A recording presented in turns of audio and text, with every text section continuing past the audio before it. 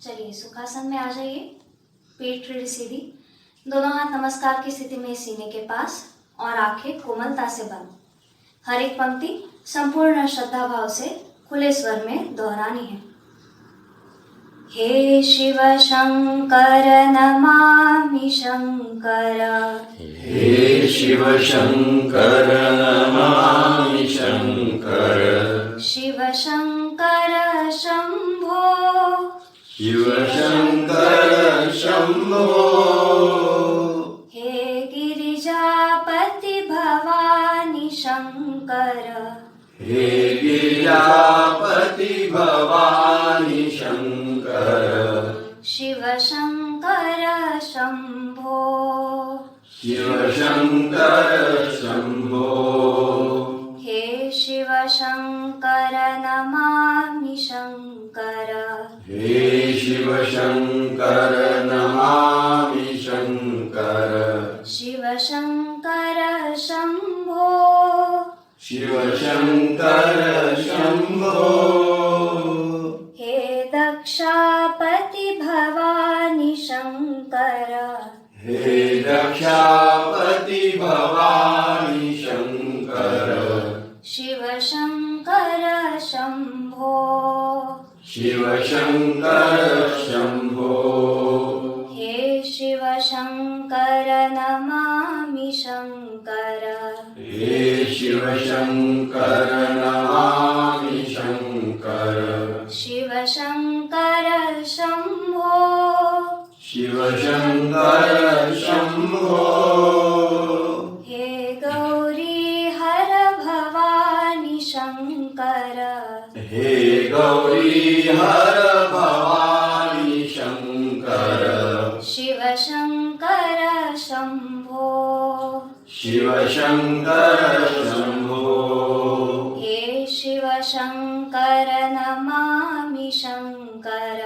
हे शिव शंकर नमामि शंकर, शिव शंकर शंभो, शिव शंकर शंभो, हे त्रिपुरारी भवानी शंकर, हे त्रिपुरारी भवानी शंकर, शिव शंकर शंभो, शिव शंकर शंभो, हे शिव शंकर नमामि शंकर, हे शिव शंकर नमामि शंकर, शिव शंकर शंभो, शिव शंकर शंभो, कल्याणेश्वर भवानी शंकर, कल्याणेश्वर भवानी शंकर,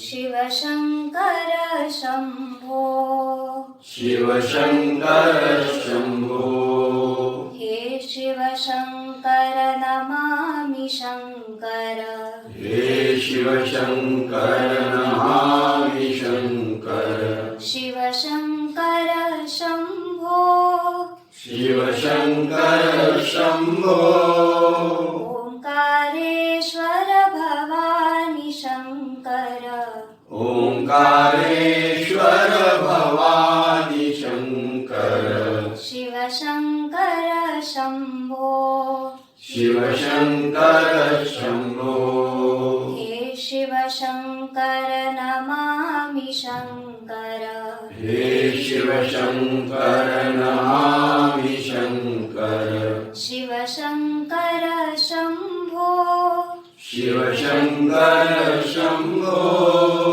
शिव शंकर शंभो, शिव शंकर शंभो, शिव शंकर शंभो, शिव शंकर शंभो, शिव शंकर शंभो, शिव शंकर शंभो।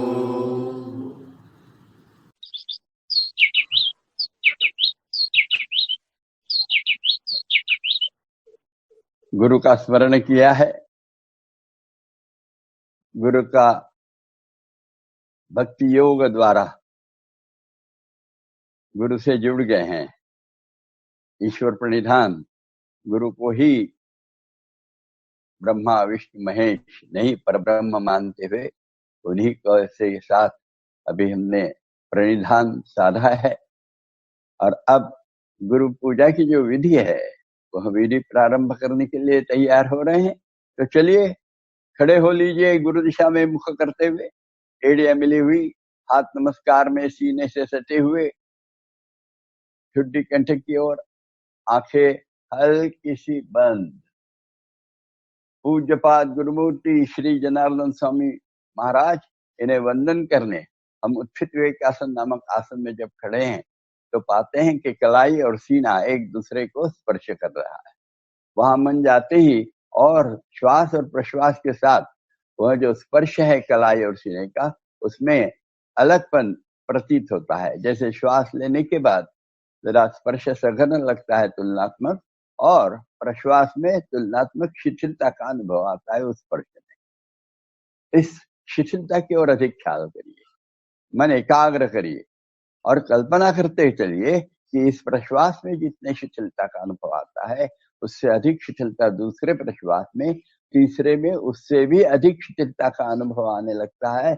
अब यह शिथिलता केवल कलाई और सीना इतने ही भाग में सीमित नहीं है, तो पूरे शरीर में व्याप्त हो रही है। पूरा शरीर और शिथिलता से परिपूर्ण होते जा रहा है।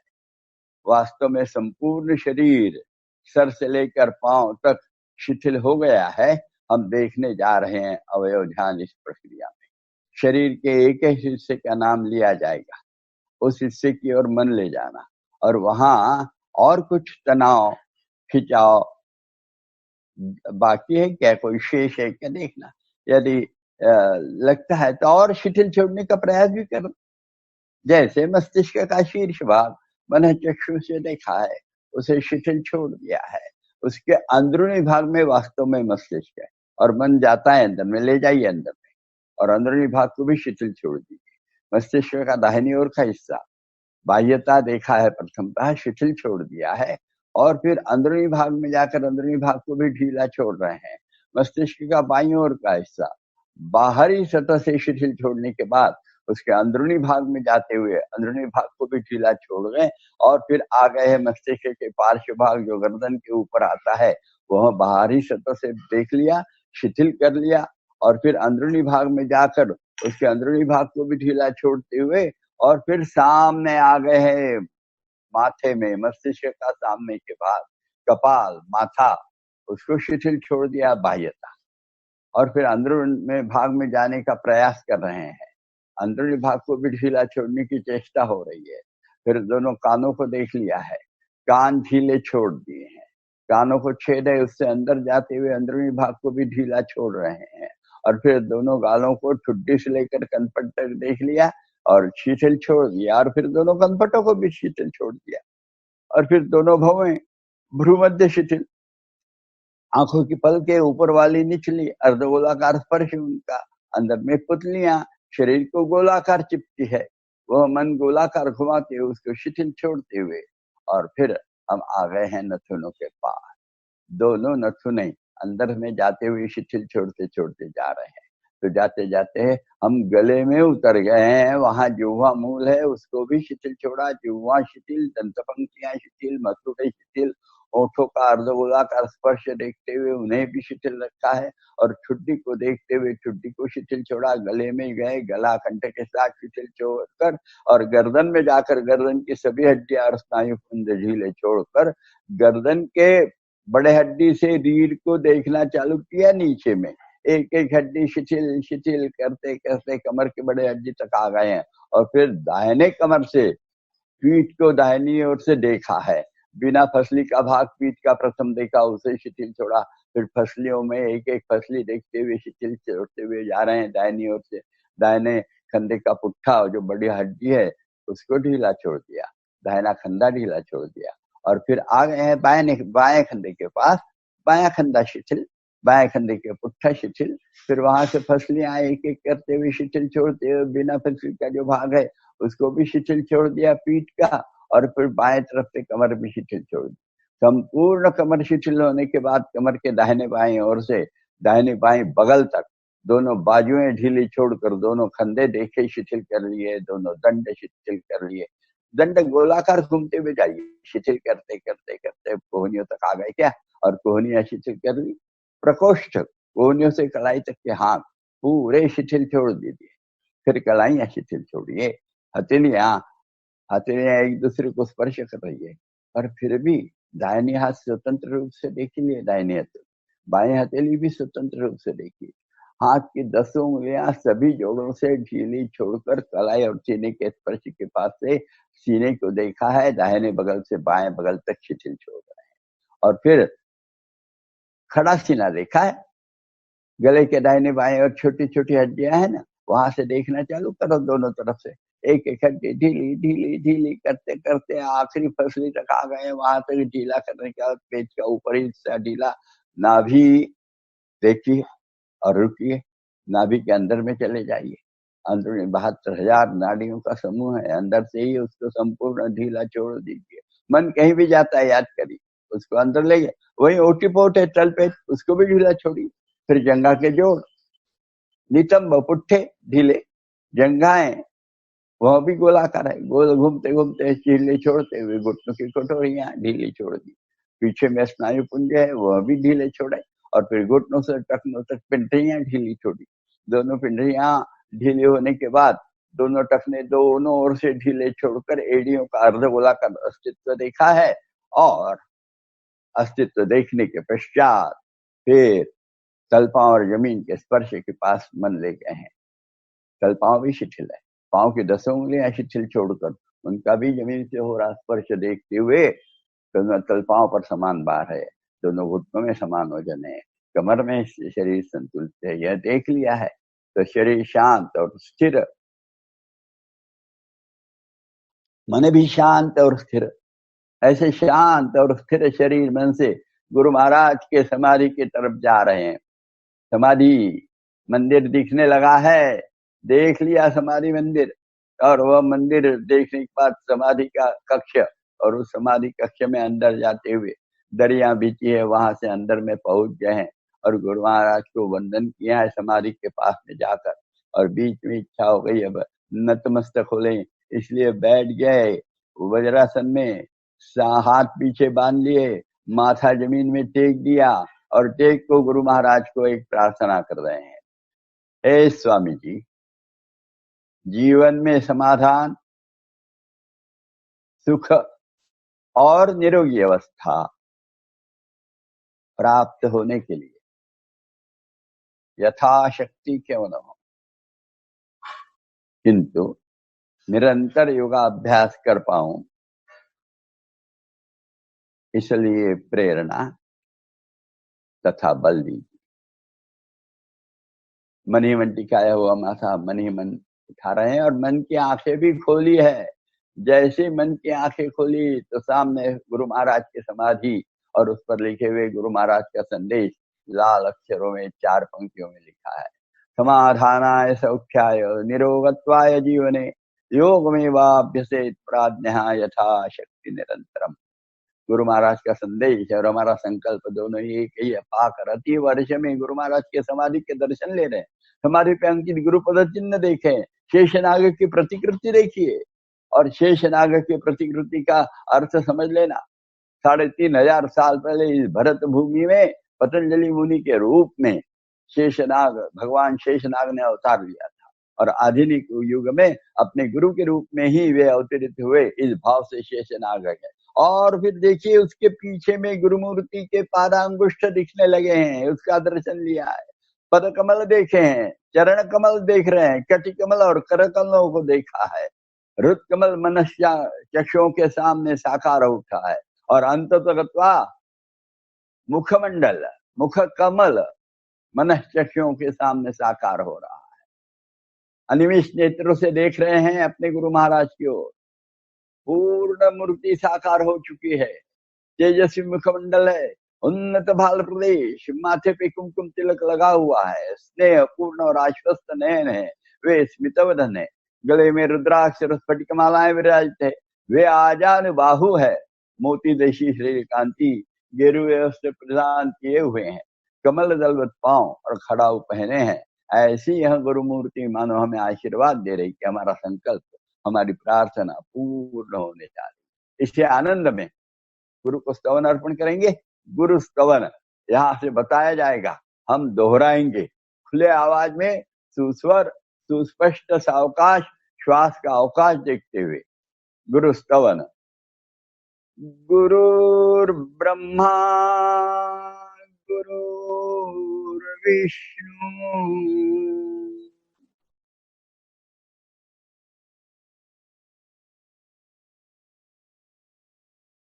गुरुर्देवो महेश्वरः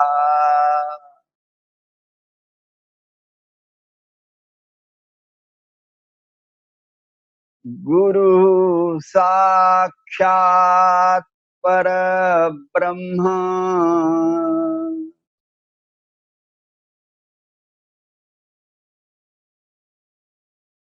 तस्मै श्री गुरवे नमः।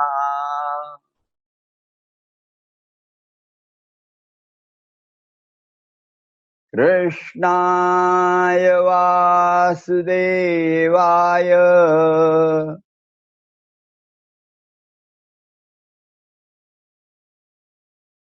हरये परमात्मने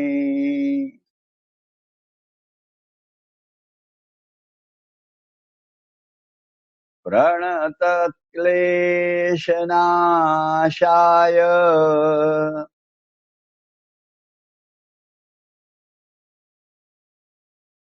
गोविन्दाय नमो नमः।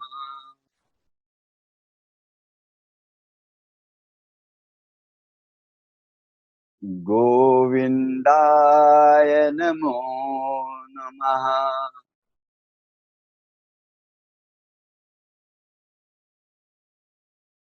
गोविन्दाय नमो नमः।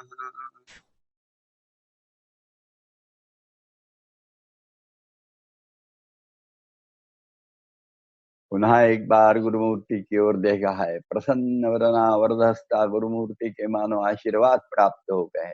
सारा योगाभ्यास जो गुरु पूजा के तौर पे करने जा रहे हैं वह सफलीभूत होने वाला है। यह अष्टविधा पूजा है गुरु महाराज की, और यह अष्टविधा पूजा सफलीभूत होने वाली है। इसी आनंद में प्रारंभ कर दें गुरु पूजा की विधि को। तो धीरे से हाथ नीचे छोड़ दें, आंखें खोल लें, पाँव में थोड़ा सा फासला ले लें 1-1.5 फीट का, दोनों तलपाओं और समान भार है देख लें, और तलपाओं से लेकर कमर तक का शरीर बिल्कुल स्थिर रखते हुए शरीर संचालन करने जा रहे हैं। हम सबको तो आ गया है, अब याद होगा। आज अब वर्णन नहीं करेंगे, क्रम देते जाएंगे और आप एकदम सही अग्नि परिपूर्णता 100% परिपूर्ण करने का प्रयास करना है। परफेक्ट होता है ऐसा नहीं, पर दिखता है कि इनका प्रयास 100% है, और वह प्रयास को ही अपने यहाँ गुण दिए जाते हैं, जो गुण गुरु कृपा का और प्रसाद के रूप में प्राप्त होता है। तो चलिए तैयार, शरीर के अंदर में मन डाल दिया है, तन और मन का योग चालू हो रहा है। प्रथम शरीर संचालन, कमर के ऊपर के शरीर को मरोड़ने वाले हैं दाहिनी तरफ, और उसमें रीढ़ में मन लगाना।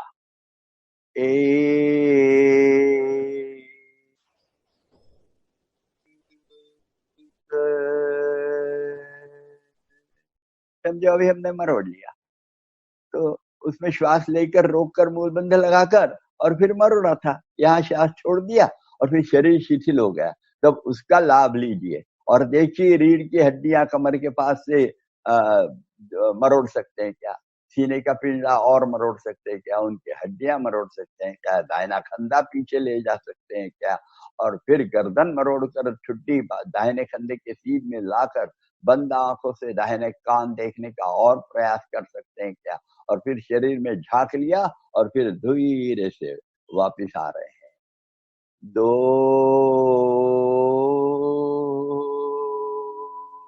वापिस आते समय समझ गया ना, आंखें, गर्दन, कंधे, सीना, पेट, ऐसा धीरे धीरे वापस आएंगे। फिर हाथ छोड़ेंगे, ऐसे ही बाईं तरफ करेंगे। अब अधिक वर्णन नहीं करेंगे, बराबर करना याद करते हुए। वो 2 स्टेप में पूर्ण स्थिति होनी चाहिए।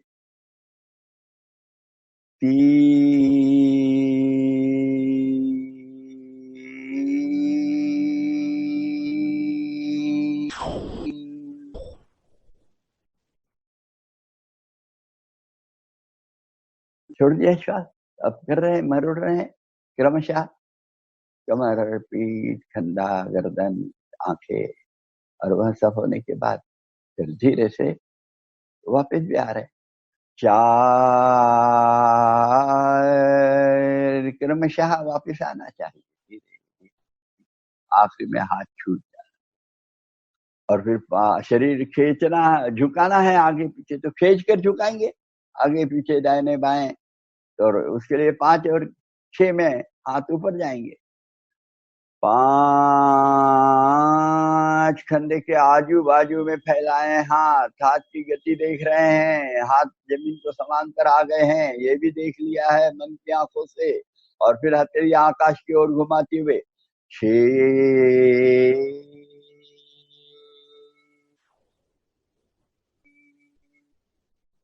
दंडकान को लग गए हैं और शरीर ऊपर खींच लिया है, बगलों से, सीने से, पीठ के ऊपर ही बस मूलबंध सख्त लगाकर कान दंड पर दबाते हुए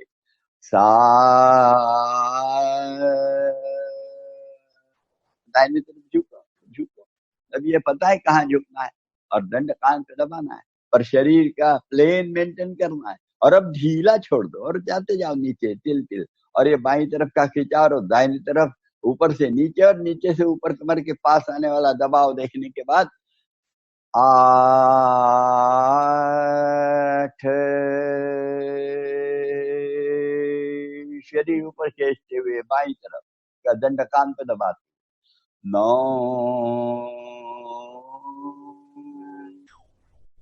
बहुत अच्छा बॉडी प्लेन मेंटेन करते हुए चलिए, दंड कान पे दबाते रहिए, पर शरीर ढीला ढीला छोड़ते जाइए। और दाहिनी तरफ का खिंचाव और बाईं तरफ कमर के पास में ऊपर से और नीचे से आने वाले दबाव को देखा है, उसका फसलियों पर, अंतस्थ इंद्रियों पर क्या परिणाम होना देखने के बाद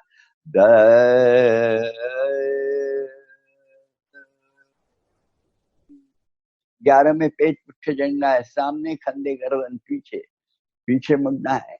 11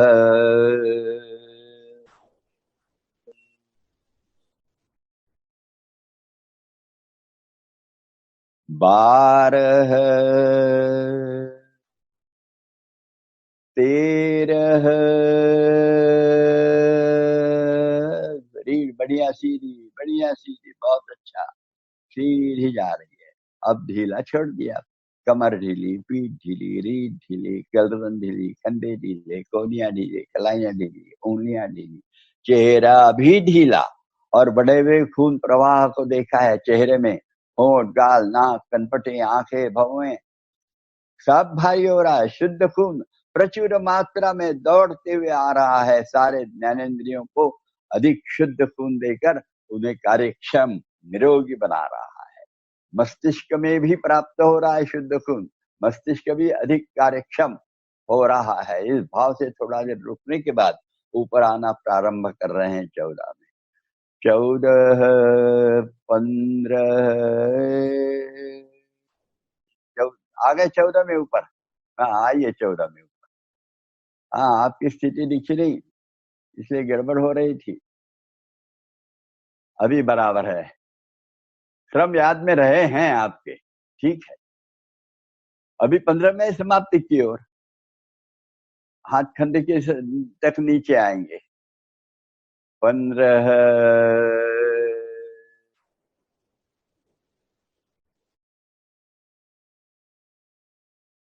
हाँ, आने दो नीचे, बाया हाथ थोड़ा सा और। 16,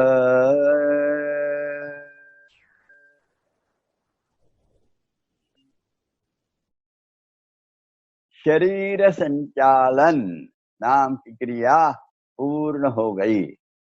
शरीर संचालन सब कुछ है। और इसके बाद में चलिए एक आसन और करें, पाद संचालन।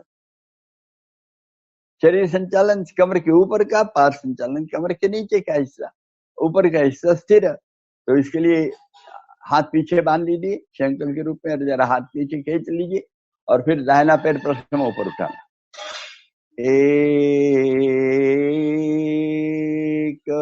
90 अंश, बिल्कुल, बहुत अच्छा। और फिर 2,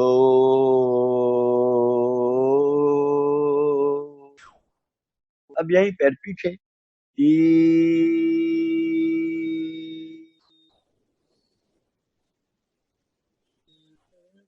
4,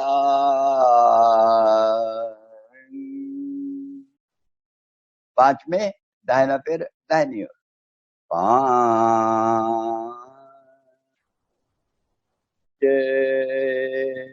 शरीर बहुत सीधा रखिए, बहुत अच्छा है। 6,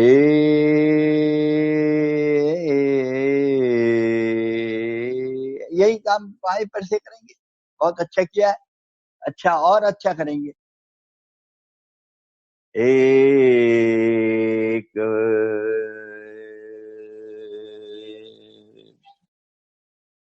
बहुत अच्छा, 90 अंश आ गया। स्नायुओं को देखा। 2, स्नायुओं को देखना अंदर में क्या परिणाम होता है। अंदर में अच्छा मन चाहिए। 3 में पीछे ले जाना पैर। 3, घुटने में सीधा खींचो, पीछे में उंगलियां भी खींचो। 4,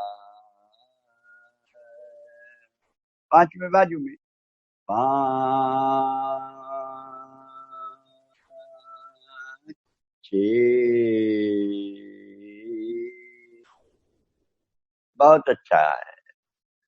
अब अभी 4 छलांगे लगाना है। ये तो हो गया, छलांगे बराबर लगाएंगे, घुटने खींच कर, मैंने जंघाओं के स्नायु खींच कर, और फिर तलुआ एक साथ जमीन में, एक साथ यानी पौछा और एड़ी एक साथ जमीन में लगनी चाहिए, छलांगनी चाहिए।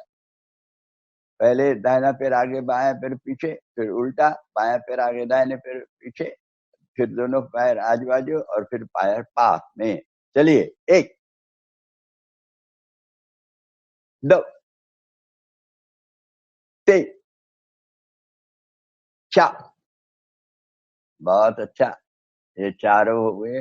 धीरे से हाथ छोड़ देंगे, तैयार हो गए हैं। और एक आसन खड़ेंगे जरा, वह है ताड़ासन। 1, उंगलियां फैलाई है, बढ़िया फैलाइए। अंगुली और अंगूठा जितना खींचेंगे वैसी उंगलियां खींची जाएगी, और बिल्कुल ऊपर जाना है, दंड कान को लगने तक। और फिर शरीर की बोटी बोटी ऊपर खींचना है, हाथों की उंगलियों से चालू करना। 2,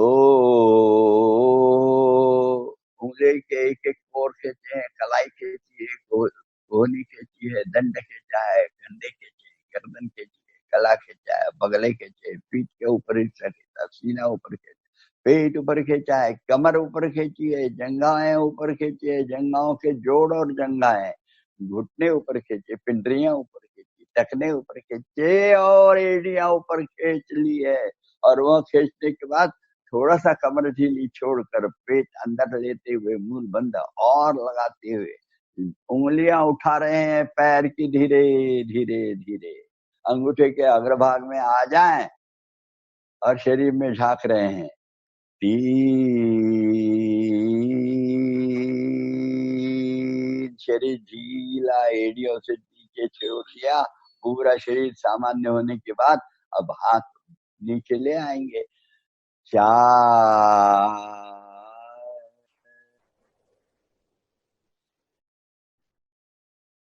ये सब आसन करते समय मन में चाहिए अपन कि भाई आसन के लाभ क्या है, कहाँ हो रहा है परिणाम, सभी याद करना है। बहुत आवश्यक है ये सब चीजें। इससे हलाली कैसे दुरुस्त हो रही है, रीढ़ में क्या हुआ, पेट के क्या फायदा हुआ, शरीर के स्नायुओं में क्या फायदा हुआ, पाँव के पिंडलियों में क्या फायदा हुआ, ये सब देखते हुए रहना। कंधों में क्या फायदा हुआ, गर्दन में क्या फायदा हुआ, ये जब देखते हैं ना, अंदर में जाते हैं आसन, तो फिर सही बोलते हैं आसनों को, अंदर में जाना ही चाहिए। अभी ये हो गया है, तो फिर आज बैठे खड़े होकर तो 2 आसन हो गए। शरीर संचालन ये तो रोज होगा ही, वो आसन पहले एकदम अलग है। वो 2 आसन आज किए। अब पीठ पर लेटे हुए आसन में जाएंगे, तो चलिए आनंद मंदिर आसन के लिए तैयार। एक में दोनों हाथ जंघा पर, 1 2, धीरे धीरे नीचे बैठते जाएंगे और जंघाएं जमीन को समांतर बना देंगे, हाथ घुटनों पर रहेंगे, एड़ियों पर बैठे हैं और शांत चित्त होकर, दत्त चित्त होकर आंखें बंद भी कर ली है। यह है आनंद मंदिर आसन। यह शरीर मन बुद्धि का संतुलन और संयम निर्माण करने वाली स्थिति। इसलिए संतुलन और संयम आ गया तो आनंद ही आनंद है, इसलिए इसका नाम है आनंद मंदिर आसन। अब धीरे से घुटने टेक देंगे और पीठे पर लेटे हुए आसनों की स्थिति में आ जाएंगे। पीठ पर लेटे हुए आसनों हैं और उसमें क्या हो रहा है, गुरु दिशा में सर हो गया है, उल्टी दिशा में पैर, पैर की एड़ियां मिली है, अंगूठे मिले है, पाऊल आपल्या कडे ओढलेला है, दंड कान से सटे हुए हैं, जमीन पे हैं और ठुड्डी कंठ की ओर है और हल्का मूल बंद लगाकर कमर के पास की जो हड्डी है वो जमीन में लगी है क्या, क्योंकि ओटी पे तलपेट अंदर में खींचा, ओटीपोट है तलपेट, वो अंदर खींच गया मूल बंद के साथ, तो वह कमर की हड्डी जो है वो जमीन में लगने लगती है और रीढ़ अधिक सीधी होती है। और ऐसी सीधी स्थिति में पवन मुक्तासन, शरीर संचालन और पवन मुक्तासन, ये स्वामी जी का बहुत महत्वपूर्ण और योग में देन है और वह करनी ही चाहिए रोज। और इसलिए हम तैयार हो रहे पवन मुक्तासन के लिए। दाहिने पैर से करेंगे, पेट के अंदर में मन लगाएंगे, अधिक वर्णन नहीं करूंगा, बड़े शांति से करिए। अभी सबको याद हो गया है, चलिए फिर तैयार। दाहिने पैर से 1 45 अंश उठाया क्या और फिर पेट को ढीला छोड़ा और फिर घुटने में सीधा रखते हुए 90 अंश उठा रहे क्या, 2 और वो पेट पे बीचों बीच आया वो तनाव निकाल लिया, 3 घुटने में मोड़कर हाथों से पकड़ लिया और बाई तरफ खींच लिया घुटने को थोड़ा सा, 4 गर्दन उठाई, छुट्टी लगाई, बाया पैर उठाया, बाई तरफ लिया, फिर थोड़ा ऊपर लेकर दाहिनी तरफ और नीचे लेकर बाई तरफ, ऐसे 3 चक्कर पर। वो चक्कर लगाते समय चेहरे पे तनाव नहीं है, छुट्टी घुटने को लगी है और पाउल अपने तरफ है, ऐसा देखा। 3 चक्कर एक दिशा से, 3 चक्कर दूसरी दिशा से होने के पश्चात और फिर करेंगे 5, गर्दन नीचे रख देंगे, 6 हाथ छोड़कर पैर ऊपर ले जाएंगे, 7 45 अंश तक नीचे, 8 जमीन में जहां था वहां बिल्कुल पांव को हल्का स्पर्श करते हुए आएगा, जैसे निकला था पांव वैसा ही वापस आएगा। यह होता है योग कर्मसु कौशलम और समत्वम योगम उच्यते, समस्थिति हर जगह। तो फिर ये 2 आते हैं योग की 2 मूल कसौटियां। योग आपको आ गया है तो आपको कर्म कौशल आना चाहिए और योग आ गया है तो समत्व आना चाहिए और बाएं पैर से यह समत्व और अच्छा दिखेगा। चलिए प्रारंभ करेंगे। 1 45 अंश, 2 90 अंश, पेट ढीला, 3,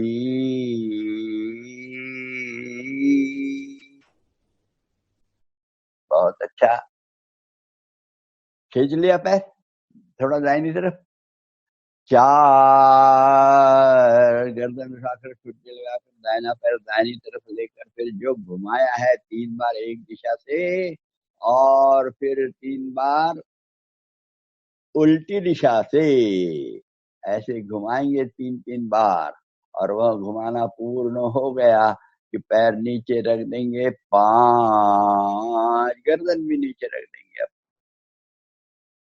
6 में हाथ छोड़कर पैर ऊपर 6,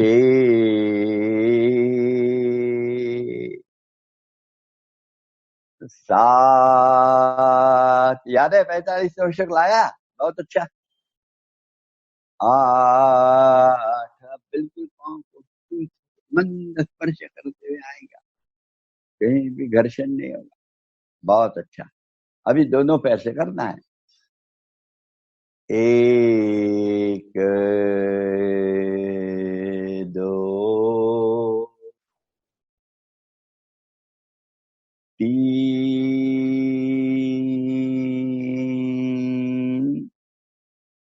बना ली गठरी, बहुत अच्छा। आज कुछ नहीं बताया, परीक्षा लिए हैं कि आपको सब याद है क्या?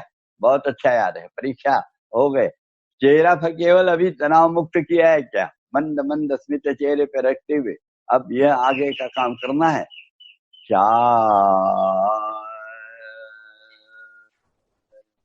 दाहिने और बाएं 3 बार लुढ़कना है। लुढ़कते समय वह जो पोली जगह है, कमर की हड्डी, रीढ़ की हड्डी और फसली की हड्डी, इसके बीच में वजन आता रहे।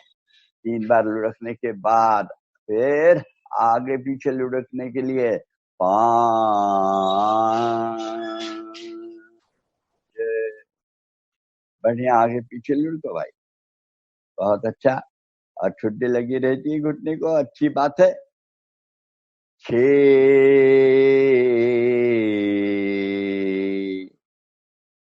7, मूल बंद पक्का लगा रहे, पाँव घुटने में सीधे रहे, इसकी तरफ ख्याल लेना भूलना नहीं। 8,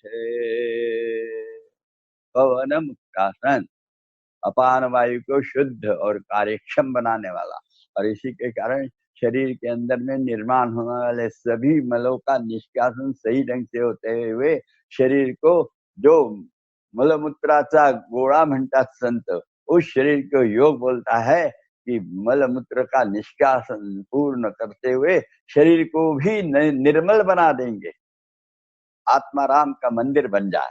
इस भाव से स्वामी जी ने यह पवन मुक्तासन की और खोज की है, इसको याद रखना। तो शनिवार को हम सीखे थे पीठ पर लेटे हुए आसन, एक हलासन नाम का, बहुत सुंदर आसन था। उसमें बहुत सूचनाएं दी, उसके लिए समय बहुत लगा हम लोगों को, पर वैसे हलासन 3 मिनट तो करना है, ज्यादा समय नहीं लगता हलासन। और फिर चक्रासन, चक्रासन तो पूरक के तौर पर करना है, जितना जमेगा उतना करना चाहिए। तो आज चलिए, आज हम उसको याद करते हुए और बाकायदा सही ढंग से हलासन और चक्रासन दोनों आसनों का अभ्यास करेंगे। अभ्यासेन समर्थोसी मत कर्म परमो भव, ऐसे भगवान खुद कहते हैं, तो अभ्यास तो करना ही चाहिए। योग शास्त्र में भी बताया है, अभ्यास और वैराग्य, ये 2 चीजों से योग सिद्ध होता है। तो हम आज अभ्यास करेंगे जरा अच्छे ढंग से। तो वह तो पीठ पर लेटे हुए आसन की स्थिति में है, तो आ जाइए आप पीठ पर लेटे हुए आसन की स्थिति में। बहुत अच्छा।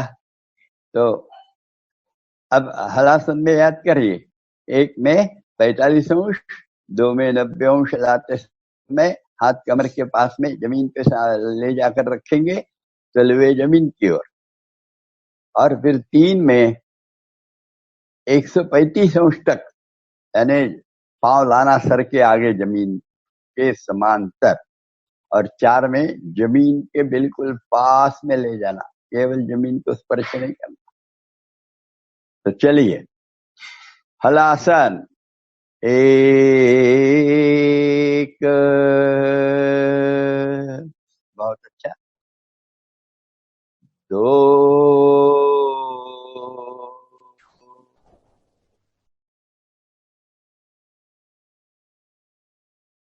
3, आने दीजिए 135 अंश में, और थोड़ा सा नीचे, और उस समय पीठ उठने देते जाइए पूरी बढ़िया। और फिर 4 में जमीन के पास जाएगा। अभी अच्छा किया, अभी पहले ही 11 ले गए थे। 4 जमीन पे बिल्कुल ले जाइए और रिलैक्स होकर पीठ और खींचिए, इधर पांव और आगे खींच सकते हैं क्या, देखो पीठ और पैर, और फिर जमीन से उठा लीजिए पैर और घुटने में सीधे रखते हुए रुकिए और हाथ बिल्कुल सीधे होने चाहिए और यहाँ 2 मिनट रुकना चाहिए। इसके लाभ तो बहुत है ना, बहुत लाभ है। कितने लाभ है। पीठ की रीढ़ लचीली होती है। अब ये महत्वपूर्ण याद करिए, भूलना नहीं। आमाशय, पक्वाशय और गले में जितनी ग्रंथियां हैं वे कार्यक्षम और निरोग होने लगती है। रीढ़ के अंदर में जो स्नायु है आजू बाजू में, और प्रत्यक्ष रीढ़, कमर, गर्दन, पीठ और पांव, इनके विकार दूर हो जाते हैं। आम विकार, गुल्म, मधुमेह, पेट में जो गैसेस है वह विकार, यकृत के विकार, पांथरी के विकार और अंडवृद्धि संबंधित विकार सब दूर हो जाते हैं। इससे सुंदर आसन है। बहुत देर रुका है, यहाँ पर 1.5 मिनट भी नहीं हुआ। चलिए समाप्ति की ओर जाएंगे। 5, 6 में बराबर करिए। पीठ की रीढ़ की एक एक हड्डी गर्दन से लेकर कमर तक लगनी चाहिए और पैर ऐसे दबाते जाना चाहिए। बिल्कुल। 6,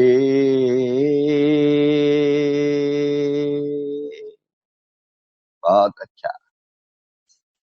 7, 8,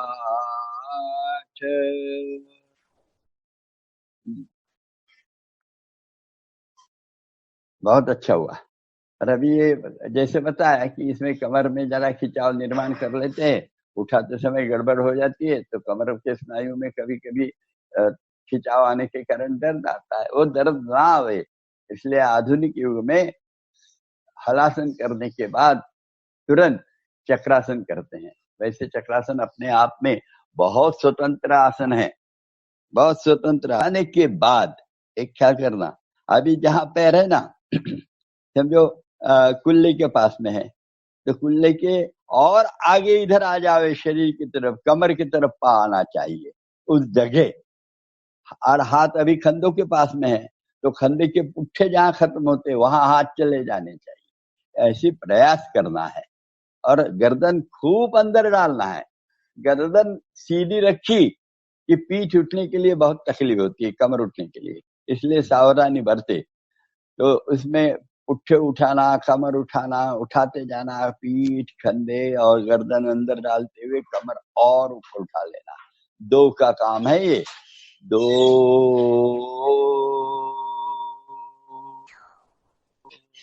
बहुत अच्छा। एड़ियां देखने का प्रयास करो और अब लाओ पांव इधर, थोड़ा हाथ उधर ले जाओ, दोनों हाथ ले जाओ पीछे में और पांव लाओ सामने में, दोनों करा। थोड़ा थोड़ा प्रयास करना ही है। और वजन जरा एडी पर दो, हाथों पे वजन ज्यादा लाओ।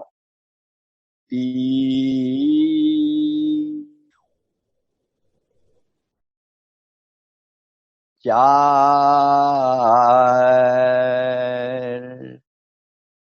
बहुत अच्छा। जरा थके सरीखे लग रहे हैं, पर एक ख्याल करिए, ये जो पांव अपनी तरफ लाते हैं पर दोनों पैरों में जो अंतर है वो भी कम होना चाहिए। ये बहुत आवश्यक है। दोनों पैर का अंतर कम होना, दोनों हाथों का भी अंतर कम होना और हाथ और पैर में जो अंतर है वो भी कम होना, ये सब चक्रासन में अपेक्षित है। और गर्दन कितनी अंदर अंदर जाती है उसको महत्व है, ये जरा ख्याल करेंगे। अभी हमारा सब वजन अभी पहले बार तो कर रहे हैं अभ्यास के तौर पे, तो थोड़ा सा कम ज्यादा होगा, पर याद रखना ये सब चीज। और इसका समय है हमारा चक्रासन का 2 मिनट। इससे लाभ क्या क्या हो जाते हैं, तो रीढ़, कमर, पेट, सीना, गला, हाथ, पैर इत्यादि के स्नायुओं और उसमें जो जो ग्रंथियां हैं वो अधिक बलवान और कार्यक्षम होने लगते हैं। लीवर यानी यकृत के जितने दोष है वो समाप्त होते हैं, शौच को साफ होता है और आंखों को भी फायदा होता है, गर्दन को फायदा होता है, मस्तिष्क के अंदर में जो स्मरण शक्ति का भाग रहता होगा उसको भी लाभ होता है। ऐसे सुंदर चक्रासन भी किया। चलिए आज एक नया आसन सीखेंगे। तो सीखने के लिए उठ के बैठना है, तो करवट फेर लीजिए, करवट फेर लीजिए, पेट पर आ जाइए, पेट पर आ जाइए और एक में दोनों हाथ सीने के बगल, एक, दो में उठ के बैठना है, दो, तीन में एड़ियों पर बैठना है, तीन, और चार में पांव सामने, चार, और अपने चादर के बीचों बीच बैठे तो ज्यादा अच्छा है, पीछे में मत बैठिए, थोड़ा सा बीचों बीच आइए, क्योंकि ये जो पश्चिमोत्तानासन है इसमें उल्टा लेटना भी पड़ता है। उसका नाम जो है ना वो बड़ा महत्व, पश्चिमोत्तानासन, पश्चिम उत और फिर तान, ऐसा जो निर्माण करने वाला, उठाकर तानने वाला, पश्चिम यानी पीठ। अभी लोग फिर पश्चिम तानासन ऐसे कहते हैं बहुत बार, पश्चिम तानासन यानी पीठ को तानने वाला, उठाकर तानने वाला नहीं कहते, बहुत बार कहते हैं, पर स्वामी जी ने पश्चिमोत्तानासन लिखा है और पश्चिमोत्तानासन की क्रिया बराबर बिल्कुल उठाकर किए जाती है। वो कैसी है जरा हम समझेंगे, जरा गौर से समझेंगे और करेंगे अच्छे ढंग से। तो मैं थोड़ा थोड़ा वर्णन करूंगा और आप वैसे वैसे करते जाना है। फिलहाल एक में देखिए, बैठे हुए आसन की स्थिति याद आ गई है, हाथ कंधों के नीचे बराबर हैं, उंगलियां सामने की दिशा में हैं, एड़ियां अंगूठे मिले हैं, बाउल अपने तरफ खींचे हुए हैं, बहुत अच्छी। एक में हाथ, दोनों हाथ आजू बाजू तानते हुए ऊपर ले जाएंगे दंड कान को लगने तक, और शरीर भी ऊपर खींच लेंगे, खींचते हुए ले जाना है। दो में कमर से झुकते हुए माथा सामने घुटनों में लगा देंगे और फिर हाथों से पांव के अंगूठे पकड़कर कोहनिया जमीन में गाड़ेंगे। ये महत्वपूर्ण, देखिए स्वामी जी की सूचना, पहले पांव पकड़ने के लिए नहीं कहा है उन्होंने कहा है शरीर खींचते हुए सामने झुकेंगे और माथा घुटने को लगाएंगे, उसके बाद में पैर के अंगूठे पकड़ेंगे और फिर कोहनिया जमीन में गाड़ देंगे, ये याद रखना। और फिर तीन में उठ जाएंगे, हाथ सीधे ऊपर खींचते हुए उठ जाएंगे। अभी एक की स्थिति जैसी वैसी तीन की हो जाएगी। अब महत्वपूर्ण चार में है, लोग इतना ही करते हैं और बोलते हैं ये पश्चिमोत्तानासन है, पर स्वामी जी बोलते हैं पश्चिमोत्तानासन करिए ना, यानी चार में पीछे गिर जाना, संभल के, स्वामी जी मराठी में कहते हैं पड़ा, मागे पड़ा, सांभाळून मात्र, यह कहते हैं, यानी संभल के पीछे में गिरना है, लेटना केवल नहीं है, बढ़िया गिर जाना है। और फिर चार में तुरंत ऐसे हाथ ऊपर खींचते हुए उठ जाना है, और फिर पांच में सामने आ जाएंगे। देखिए कैसे हो रहे हैं, एक एक काम करते जाएंगे, अभी समझ गया है। चलिए, एक आजू बाजू हाथ खींचते हुए ऊपर ले जाओ ऊपर, बिल्कुल हाँ, खींचो शरीर ऊपर। और दो में सीधे सामने माथा जमीन घुटने को लगाना और फिर पांव के अंगूठे पकड़ना और कोहनिया जमीन में लाना। दो, जाइए नीचे, आश, वाह, हाँ, अभी और प्रयास करना है। प्रयास ऐसा होना चाहिए, माथा जो घुटने को लग जाएगा, फिर पैर पकड़ेंगे, बहुत अच्छा। आपने पांव पकड़े, खींचे नहीं थे, अब खींचे ना, अंगूठी खींचिए, कोहनिया जमीन में लगाइए और अब 3 में शरीर सामने खींचते हुए, ऊपर खींचते हुए सीधे बैठ जाएंगे। 3। अब 4 में पीछे गिरना है संभल के, ये शब्द याद करना। 4 गिर जाइए पीछे, केवल लेटिए मत, गिरना है। हाँ, और फिर 5 में सामने शरीर को खींचेंगे, ऊपर उठाएंगे हाथ को, शरीर को भी ऊपर खींचते हुए। 5 उठिए ऊपर, शाबाश, ये हो गया। और 6 में शरीर को ऊपर जो खींचा था उसी के साथ, और सामने में माथा घुटनों को लगाना और फिर से अंगूठे पांव के पकड़ना, कोहनिया जमीन में गाड़ना। 6। बहुत अच्छा। और भी प्रयास करना, माथा पहले लगता है क्या और बाद में फिर पकड़े। आदर्श स्थिति गुरु महाराज ने बताई, वैसी आदर्श लेने का प्रयास करना है। 7 में हाथ ऊपर, 7 शरीर सामने खींचते हुए, हाथ सीधे करते हुए ऊपर खींचते खींचते ऊपर आ जाएंगे। और 8 में छोड़ देंगे, हाथ नीचे जमीन तक ले आएंगे, आसन समाप्त कर रहे। 8। बहुत संभल के ले आना, आखिरी तक मन हाथों में चाहिए। अब वो कंधे तक लाए और बाद में छोड़ दिए, वैसे नहीं चलेगा, आते ही रहना चाहिए हाथ अखंड। जमीन पे आए तो पूरा हो गया। ये है हमारा पश्चिमोत्तानासन, समझा इसका फर्क। ये पश्चिमोत्तानासन का भी महत्व है कि यह भी मधुमेह दूर करता है, इसका ये लाभ बहुत है, महत्वपूर्ण है। इसमें पेट के विकार दूर हो जाते हैं, पांव के विकार दूर हो जाते हैं। मूल व्याध, ये भी याद रखना है, मूल व्याध इससे दुरुस्त होती है, पाइल जिसको कहते हैं, वह भी इससे दुरुस्त होता है। क्या विलक्षण आसन है। तो हम आज एक विलक्षण आसन सीखे, 2 मिनट रुकने का प्रयास करना चाहिए, इतना ख्याल करें।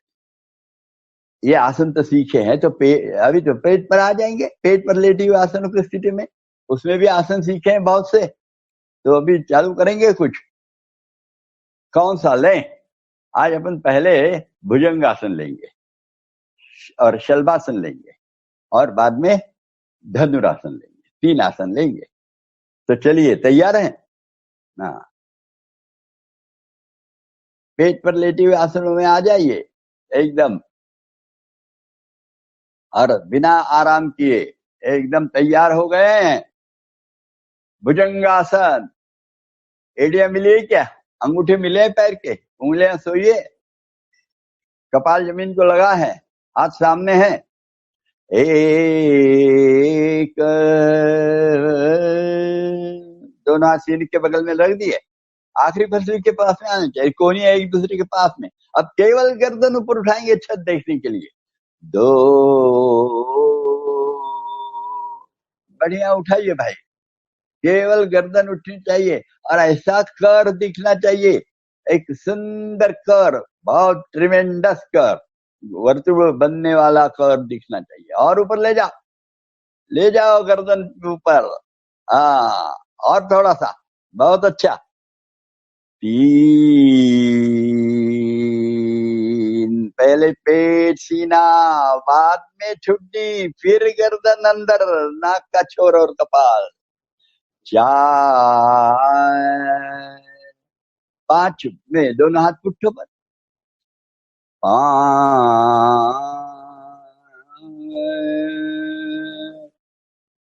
6 में वैसे ही गर्दन उठाते जाना, हाथ पुट्ठों पे ही रहने देना और कोहनियां एक दूसरे के पास में आनी चाहिए।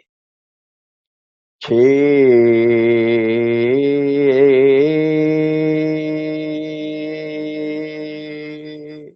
उठाइए और जरा रुकना पड़ता है 2 मिनट यहाँ पर। आज अपन ज्यादा रुकेंगे नहीं, आज तो सब आ रहा है देखेंगे, तो फिर आ जाइए नीचे। आठ,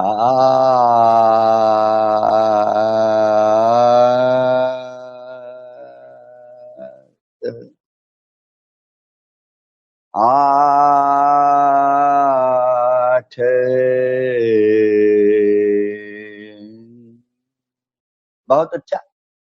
भुजंगासन के बाद शलभासन।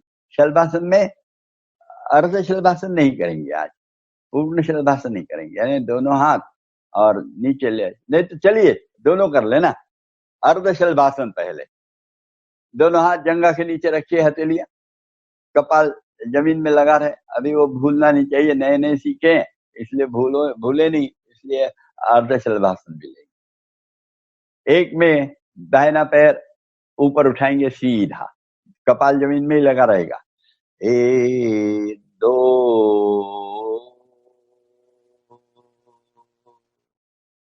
उठाया, और उठ सकता है क्या देखो, घुटने में सीधा करो। 3,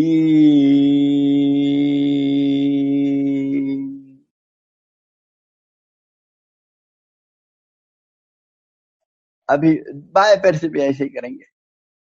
1 उठाओ और उठाओ। 2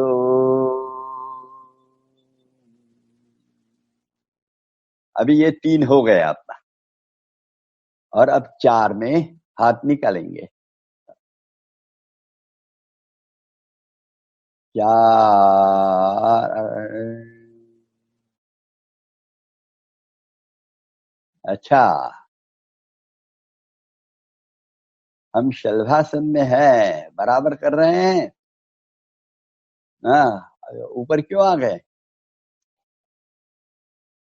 चलिए हाथ सामने रखिए और फिर से एक बार करिए, सही होने दीजिए भाई। एक में दाहिना हाथ अभी सामने, दाहिना पैर ऊपर आएगा, 2 में नीचे जाएगा, फिर बायां पैर सामने आएगा, फिर नीचे आएगा, फिर दोनों हथेलियां जंघा के नीचे में जाएंगी, बराबर करना है। 1 उठाइए। 2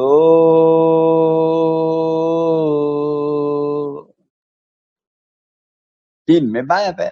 3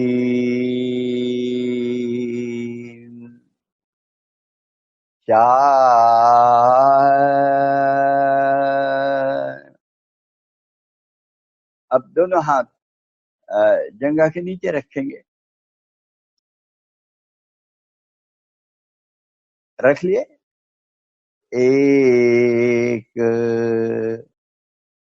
हाँ, ये अपन इसको 5 समझे अभी। और फिर 6 में दोनों पैर ऊपर उठाएंगे मूल बंद लगाकर, और छुट्टी सामने रहेगी उस समय। 6 बहुत अच्छा, जरा घुटने के खींचो, घुटने खींचो। 7 नीचे ले आओ। 8 बहुत अच्छा, अभी बराबर हुआ। कभी कभी पुनः लेना पड़ता है, भूलना नहीं। चलिए, और एक आसन लेने वाले थे अपन, तो लेंगे जरा तुरंत इस स्थिति में, और वह आसन रहेगा धनुरासन। दोनों पैर एक साथ मोड़ते हुए हाथों से पकड़ेंगे पहुंचे। 1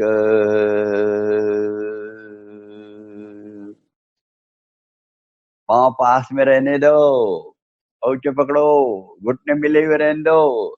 2 पहले जंघा, बाद में गर्दन ऊपर उठाओ, मिले हुए रहने दो, जितना उठता है उठना, पर मिले हुए रहने दो, धीरे धीरे आएगा। थोड़ा देर रुकना चाहिए, नाभि में मन लगाना चाहिए, और ऊपर देख सकते हैं क्या, शरीर ढीला छोड़कर प्रयत्न करना चाहिए, और फिर छोड़ना चाहिए। लगा दिया कपाल जमीन में और जंघा नीचे रख दी, कमर एकदम ढीली छोड़ दी, और फिर चार, बहुत अच्छा, झटका नहीं लगा, ये अच्छा हुआ। थक गए क्या? आज आखिरी में शवासन लेंगे ना, थोड़ा सा और कर ही लेंगे। तो बैठे हुए आसनों की स्थिति में आ जाएंगे।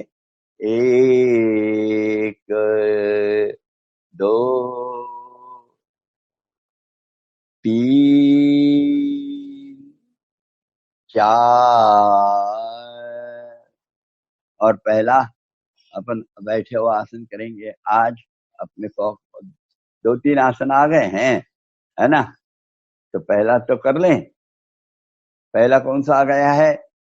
गोमुखासन आ गया है, तो गोमुखासन करेंगे। 1, दाहिना पैर मोड़ लिया क्या? एड़ी कुल्ले के पास आ गई है। 2, घुटने के ऊपर घुटने आ गए हैं। बायां पैर का तलु एड़ी दाहिने कुल्ले के पास में आ गई। अब दाहिना हाथ पीछे से लेंगे, गर्दन की तरफ उंगली ले जाएंगे। 3 4, ले जाइए बायां हाथ ऊपर, दंड कान को लगे, और फिर कंधे से पीछे छोड़िए हाथ, ले जाइए पीछे, और फिर मोड़िए कोहनी से। हाँ, मैंने सर को नहीं लगेगा कभी हाथ। और फिर कमर थोड़ी ढीली छोड़ो, मूल बंद शक्ति लगाकर पेट और अंदर खींचो, और शरीर फिर ऊपर खींचो, और रुक थोड़ा देर। इसमें तो रहे, रुकना चाहिए। गुरु महाराज का यह सबसे शायद सभी आसन सुप्रिय होंगे ही उनको अपने को, पर उनकी जो स्थिति है वो दी जिन्होंने एक बार जीवन में, तो वो मुखासन की। इसलिए अपने पास स्वामी जी के जो मूर्ति भी बनी है, तो कैसी गोमुखासन में बनाई। बड़ी सुंदर स्थिति है गुरु महाराज की। हम भी उसी स्थिति को और बड़ा आनंद लेते हैं, इसमें चाव लेते हैं सब लोग, और इसलिए फिर छोड़ रहे हैं उसको, आसन को। 5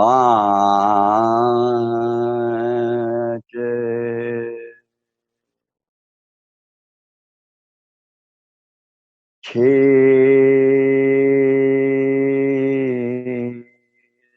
7 8, बायां पैर 1 2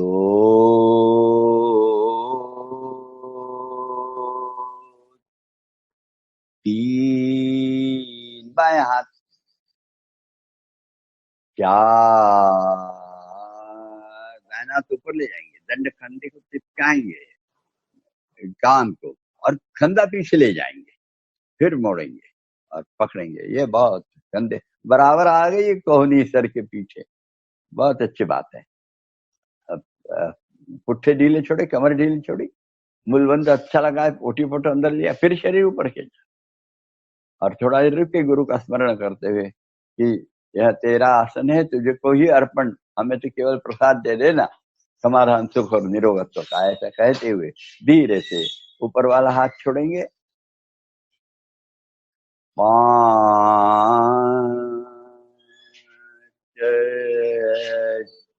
6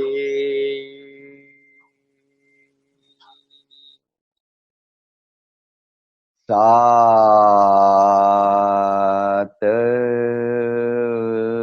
8, वे आसन हमको तो आ गया है। और अब योग मुद्रा कर लेंगे।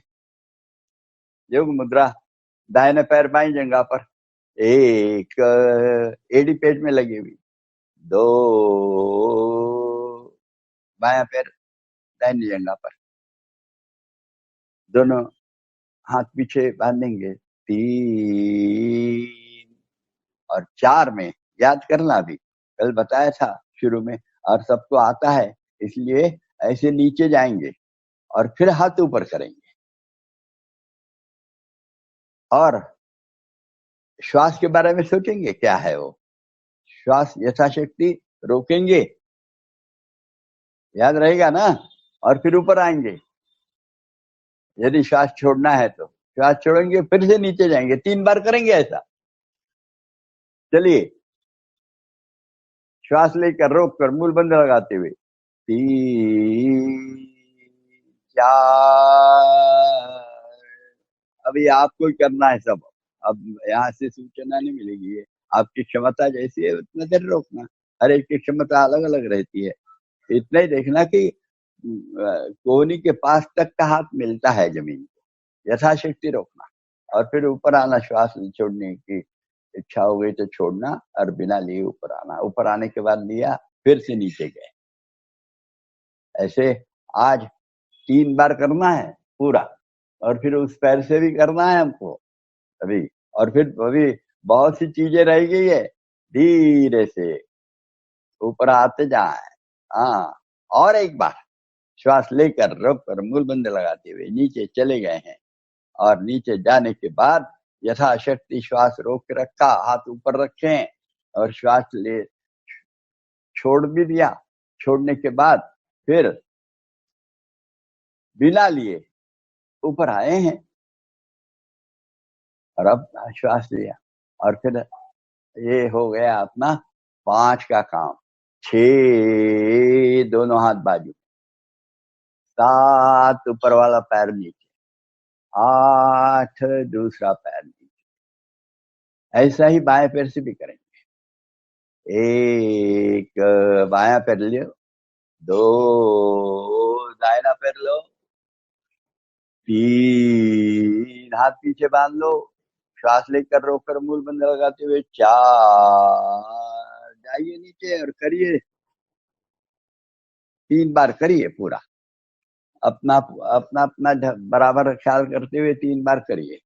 और आज देख रहे हैं कि कितना समय लगता है, तो पूरा कर 3 दिन। जैसे अपन रुक सकते हैं वैसा देखेंगे, कैसे अपनी क्षमता है फेफड़ों की, कितना देर श्वास रोक सकते हैं। समय की तो अच्छी ख्याल पर अनावश्यक प्रयास नहीं करना। श्वास छोड़ने की इच्छा है छोड़ देना, बिना ये ऊपर आना, फिर ऊपर आकर लेना। ऐसे 3 बार करते हैं, और वो 3 बार हो गया तो फिर समाप्ति की ओर जाएंगे। बाद में हम 3 बार करेंगे। अभी हो रहा है, ये तीसरे बार अपना शायद हो जाएगा। सबका बराबर ही चल रहा है, सबकी क्षमता अच्छी है, ऐसा ही चाहिए। संगच्छध्वम, एक साथ सब चलें, ऐसा ही होना चाहिए। 5 6 7 8 हो गया। पर लेते हुए, पेट पर लेते हुए खड़े होकर समाप्त हो रहे हैं। अब केवल कपालभाति, प्राणायाम और ओंकार की तरफ जा रहे हैं। तो चलिए तुरंत तैयार हो जाइए, पद्मासन में आइए। दाहिना पैर बाईं जंघा पर, बायां पैर दाहिनी जंघा पर, दोनों हाथ घुटनों पर, हाथ कोहनियों से सीधे, और कपालभाति 21 बार करेंगे। चलिए, श्वास लीजिए, छोड़िए, पुनः लेकर कपालभाति के 21 स्ट्रोक प्रारंभ। पर कपालभाति की याद करना, अभी कोरोना के दिन में आजू बाजू कोई नहीं है, यह देखकर ही करना। यदि आजू बाजू कोई रहता है तो नहीं करना चाहिए कपालभाति। यह समझते हुए 21 बार पूर्ण हो रही है हमारी कपालभाति, और यदि 21 बार पूर्ण हो गई तो रुक जाना, आंखें बंद करते हुए दीर्घ श्वास छोड़ना, दीर्घ श्वास छोड़ना, और लेना नहीं छोड़ता। और अच्छा बुढ़ियान बंद लगाकर एक 5 सेकंड रुकना, और रुकने के बाद फिर सामान्य होना, और फिर श्वासोश्वास चालू करना। और वह होने के बाद बाएं हाथ का ख्याल करिए, बाएं हाथ की चिन्ह मुद्रा लेना, तर्जनी का अग्रभाग अंगूठे में लगा देना, और कोहनी कमर के पास लाना। हाथ औंधा रहेगा जंघा, बाई जंघा पर, और फिर दाहिने हाथ की प्रणव मुद्रा लेना, और फिर प्रणव मुद्रा में बायां यानी ईड़ा स्वर बंद कर लेना, और दाहिने से पिंगला से लेंगे, पूरक करेंगे। यथाशक्ति 2 मंत्र रोकेंगे बंदों के साथ, वो भूलना नहीं कभी। और फिर 2 मंत्रों में छोड़ेंगे ईड़ा से, और फिर रुकेंगे एक बाह्य कुंभक करते हुए, और फिर लेंगे 3 बार दाहिने से लेंगे, और 3 बार केवल चंद्र भेदन है, बाएं से लेकर बाएं से ही छोड़ेंगे। बंदूक यानी सभी कुंभक वगैरह सब होगा। चलिए, तैयार है? गुरु का स्मरण कर लिया है, गुरुपदिष्ट मार्गेण कर रहे हैं, अच्छा प्रारंभ हो रहा है। तो चलिए श्वासोश्वास देखिए, श्वास अंदर में देखना, और वह कुंभक के अंदर में, रीढ़ के अंदर में क्या परिणाम होते हुए देखते हुए रहना है। यह तो बहुत सुंदर उपाय है। तो श्वास लिया, छोड़ा, पुनः लेने के बाद, छोड़ने के बाद लीजिए दाहिने से। श्री राम, जय राम, जय जय राम। रोकिए। श्री राम, जय राम, जय जय राम। श्री राम, जय राम, जय जय राम। बाएं से छोड़िए। श्री राम, जय राम, जय जय राम। श्री राम, जय राम, जय जय राम। रोकिए। श्री राम, जय राम, जय जय राम। दाहिने से लीजिए। श्री राम, जय राम, जय जय राम। रोकिए। श्री राम, जय राम, जय जय राम। श्री राम, जय राम, जय जय राम। छोड़िए बाएं से। श्री राम, जय राम, जय जय राम। श्री राम, जय राम, जय जय राम। रोकिए। श्री राम, जय राम, जय जय राम। दाहिने से लीजिए। श्री राम, जय राम, जय जय राम। रोकिए। श्री राम, जय राम, जय राम। श्री राम, जय राम, जय जय राम। बाएं से छोड़िए। श्री राम, जय राम, जय जय राम। श्री राम, जय राम, जय जय राम। रोकिए। श्री राम, जय राम, जय जय राम। बाएं से लीजिए। श्री राम, जय राम, जय जय राम। रोकिए। श्री राम, जय राम, जय जय राम। श्री राम, जय राम, जय जय राम। बाएं से छोड़िए। श्री राम, जय राम, जय जय राम। श्री राम, जय राम, जय जय राम। रोकिए। श्री राम, जय राम, जय जय राम। लीजिए। श्री राम, जय राम, जय जय राम। रोकिए। श्री राम, जय राम, जय जय राम। श्री राम, जय राम, जय जय राम। छोड़िए। श्री राम, जय राम, जय जय राम। श्री राम, जय राम, जय जय राम। रोकिए। श्री राम, जय राम, जय जय राम। लीजिए। श्री राम, जय राम, जय जय राम। रोकिए। श्री राम, जय राम, जय जय राम। श्री राम, जय राम, जय जय राम। छोड़िए। श्री राम, जय राम, जय जय राम। श्री राम, जय राम, जय जय राम। रोकिए। अभी फिर से और एक बार करेंगे। लीजिए बाएं से। श्री राम, जय राम, जय जय राम। रोकिए। श्री राम, जय राम, जय जय राम। श्री राम, जय राम, जय जय राम। छोड़िए। श्री राम, जय राम, जय जय राम। श्री राम, जय राम, जय जय राम। रोकिए। श्री राम, जय राम। और एक बार करेंगे। श्री राम, जय राम, जय जय राम। रोकिए। श्री राम, जय राम, जय जय राम। श्री राम, जय राम, जय जय राम। छोड़िए। श्री राम, जय राम, जय जय राम। श्री राम, जय राम, जय जय राम। रोकिए। श्री राम, जय राम, जय जय राम। धीरे से शांत, नाक छोड़ दें पकड़ा हुआ, और शांति से बैठ लें। कैसे दोनों कनपटों में शांत हो गया है। प्राणायाम का परिणाम तुरंत दिखने लगता है बहुत बार। और आप गर्मी जरा बढ़ गई है इसलिए 3 के बदले 5 बार चंद्रभेदन कर लिया, यानी गर्मी की कष्ट नहीं होना चाहिए। पर गुरु ने बताया है दाहिने नथुने से प्रारंभ करो, वह गुरुपदिष्ट मार्ग कभी छोड़ना नहीं।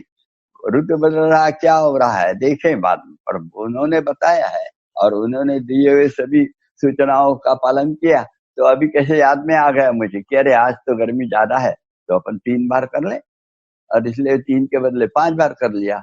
और 5 बार जैसे किया है तो हमें एकदम शांति का अनुभव आ गया है, और ऐसा ही अनुभव लेना चाहिए। इसके बाद में बड़े दत्तचित्त होकर नारानुसंधानम के साथ, नारानुसंधानम का अर्थ समझ लेना, हम अपना आवाज जो निकालते हैं हर वक्त सुनते हैं ऐसा नहीं रहता, मन इधर उधर भटकता है। तो अपना आवाज जो है ओंकार का ध्वनि वह सुनते रहना है अखंड दोनों कानों से।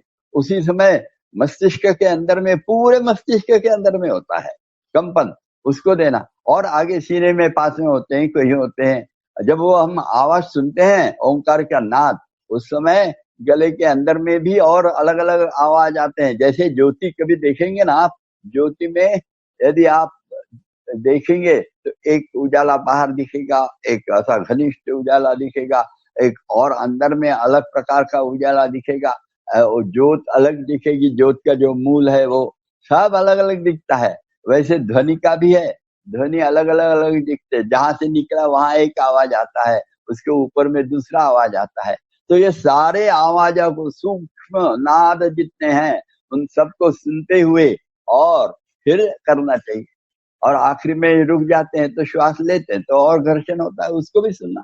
ऐसे ढंग से यदि हम नादानुसंधानम का ओंकार हरिओम तक करते हैं तो बहुत अच्छी बात है। आज आप करते रहिए एक के बाद एक, और बिल्कुल मैं हरिओम कहूंगा तभी रुकना, आपको करते रहना है, अखंड करते रहना है। चलिए, शांत हो गए, गुरु का स्मरण कर लिया है, ईश्वर का जो स्वरूप है तस्य वाचका प्रणवाः, यानी ईश्वर का नाम है, और पुकार रहे हैं हम, बिल्कुल द्रौपदी की तरह बुला रहे हैं। तो आएंगे और गुरु के रूप में आए हैं और उन्हीं की कृपा हमको प्राप्त हो रही है। इस भाव से ओंकार के लिए तैयार। श्वास लीजिए, छोड़िए, पुनः लेकर ओंकार प्रारंभ। ओम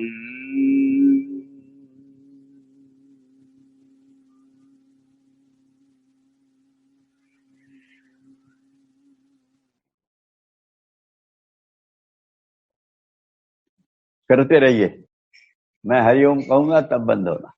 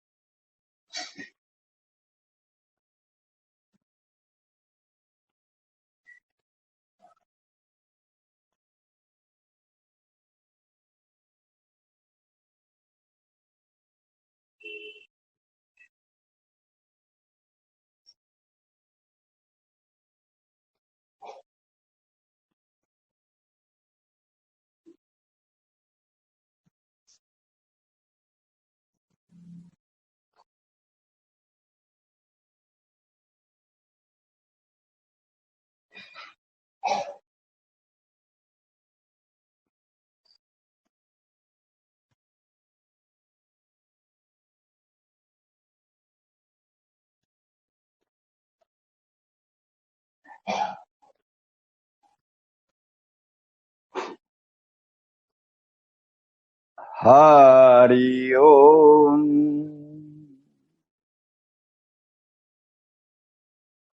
शांत बैठे हैं, सीने में ख्याल दिया है, श्वास प्रश्वास भले ही होते रहे किंतु उसकी अनुभूति नहीं आ रही है सीने में। अभी जरा ख्याल करते रहिए।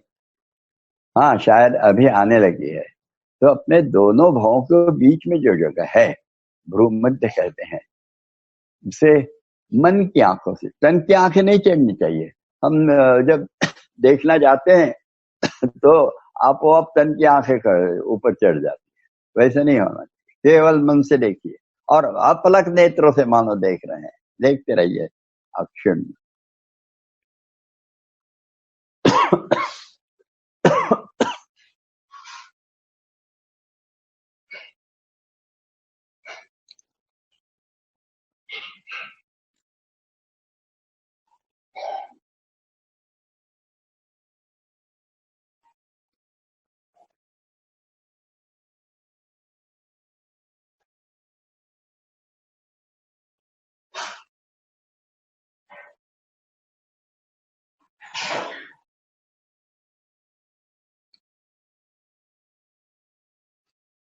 चलिए, देहभान लेते हुए अभी सभी अष्टविधा पूजा पूर्ण हो रही है।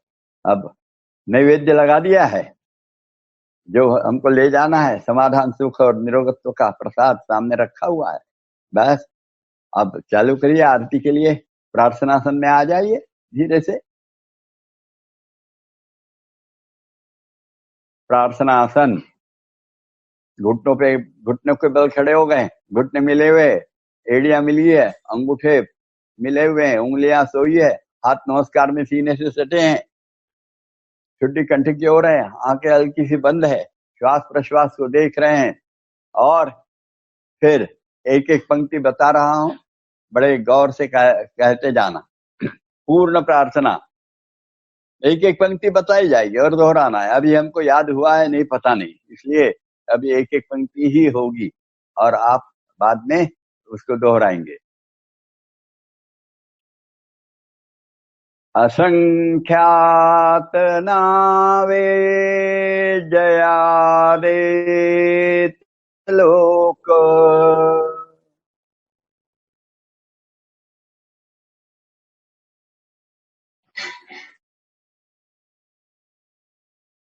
परिनित्य तो सच्चिदानंद एक,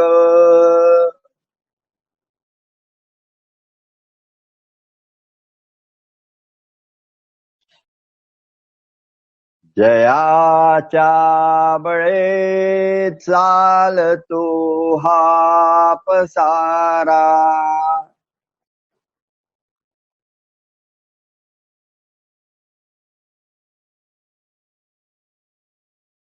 नमस्कार त्या ब्रह्मतत्वा पारा,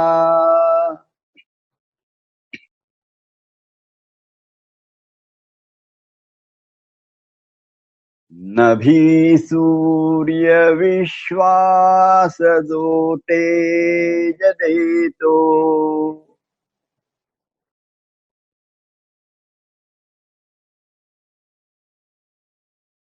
प्रमोदे आम्ही अंतरी त्यास ध्यातो,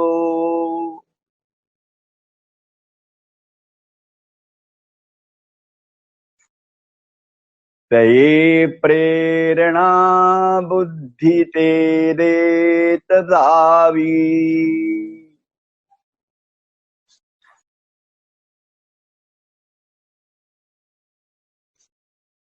असे आमुची प्रार्थना ही प्रभावी,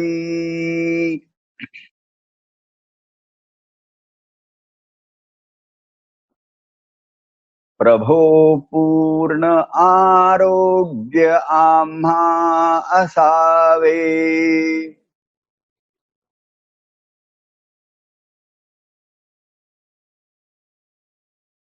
तसे नित्य मांगल्य नेत्रान दिसावे,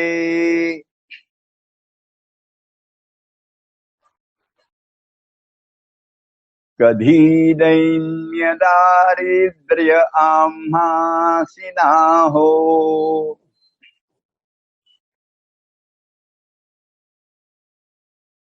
शतायुष्य ऐश्वर्य विज्ञान लाहो,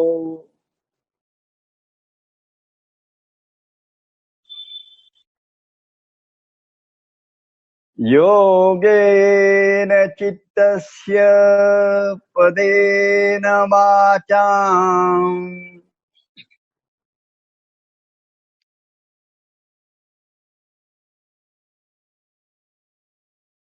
मलं शरीरस्य च वैद्यकेन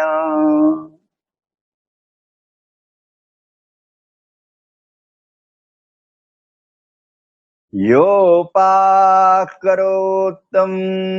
प्रवरं मुनीनाम्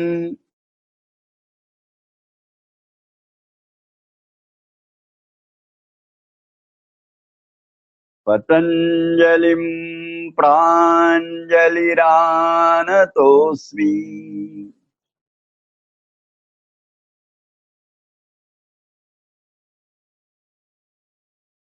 ॐ पूर्णमदः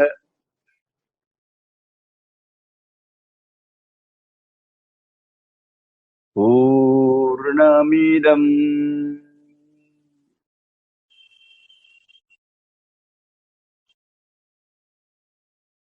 पूर्णात् पूर्णमुदच्यते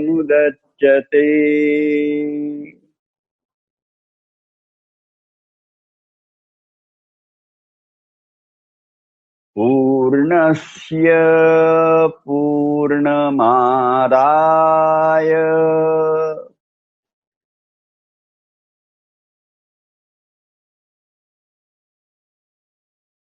पूर्णमेवावशिष्यते।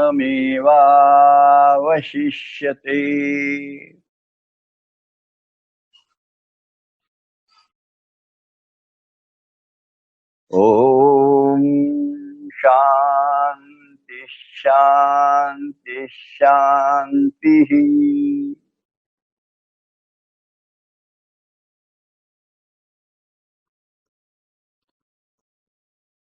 सद्गुरु श्री जनार्दन स्वामी महाराज की जय।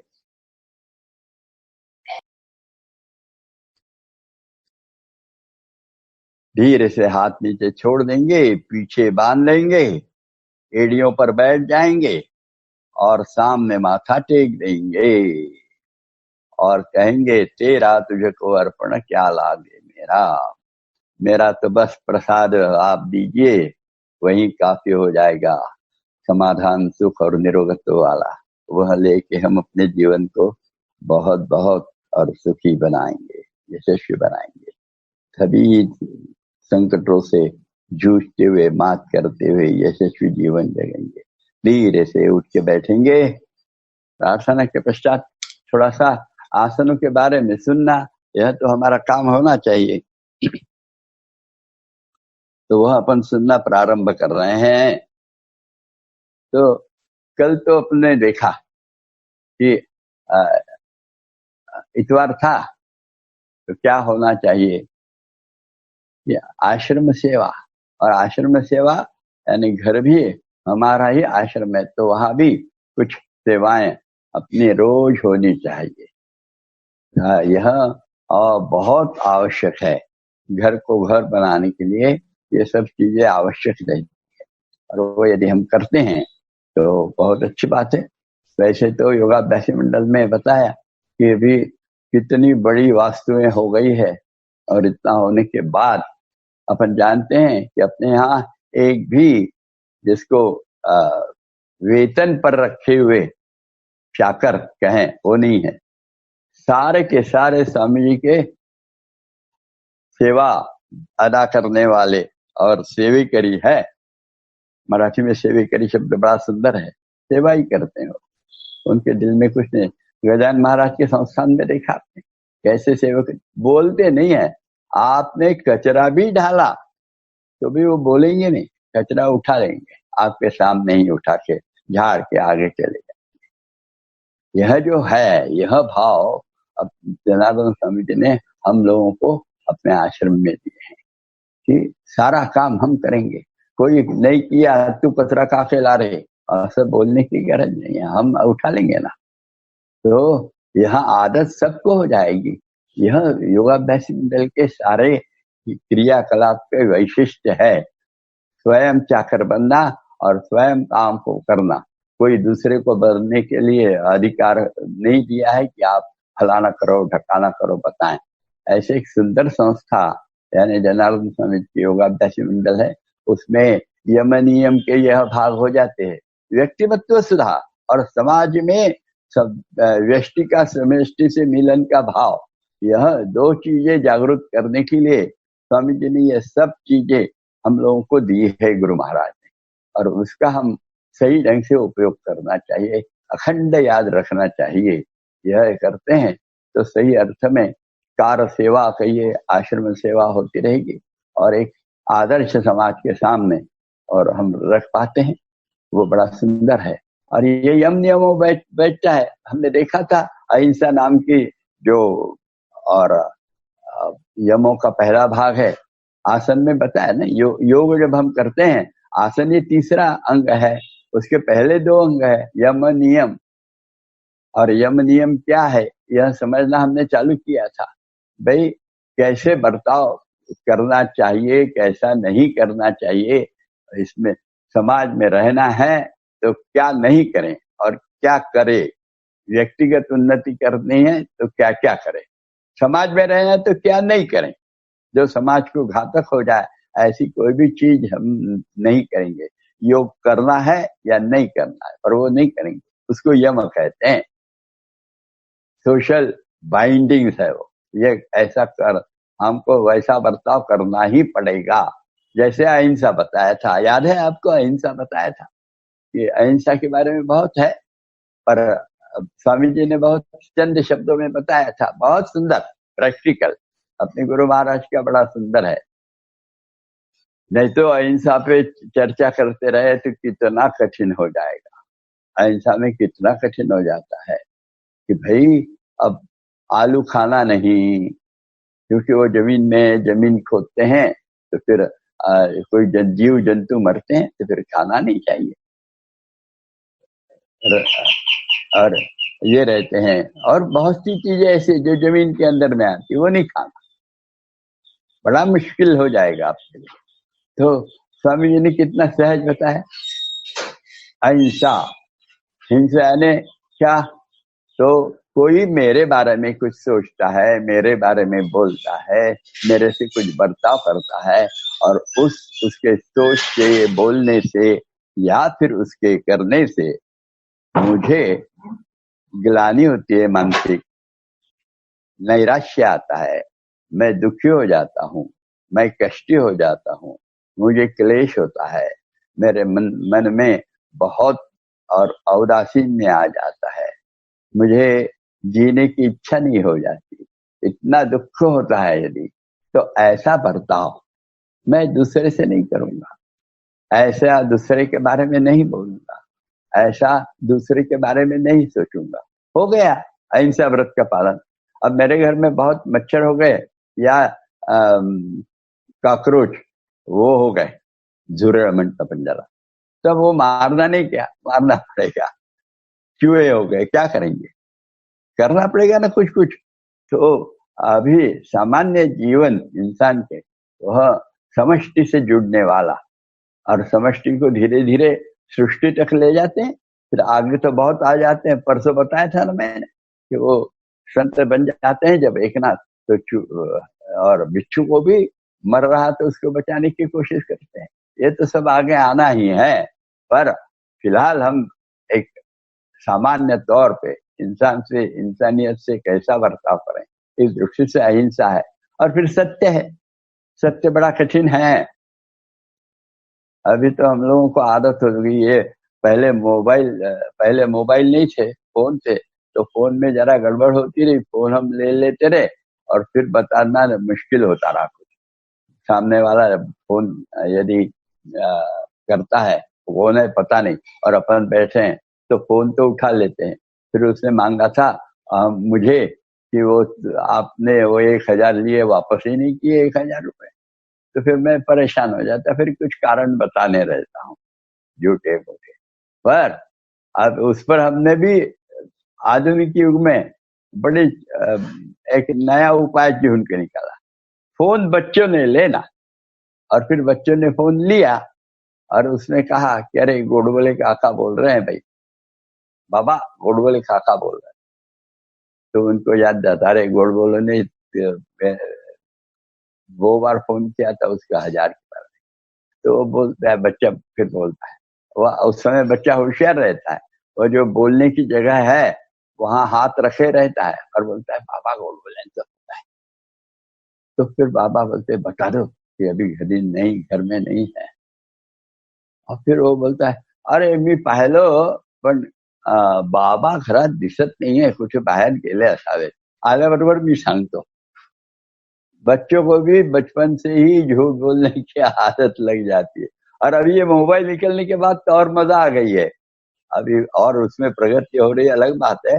पर कुछ लोग मैंने देखे कि बैठे रहते, घर में आए रहते हैं हमारे, और उनको फोन आता है तो बोलते हैं, अरे हो यार मैं तो आज आने वाला था, पर मैं अभी क्या है, अभी भंडारा गया हूँ, तो भंडारे में से आने के बाद बोलूंगा, मिलता हूँ।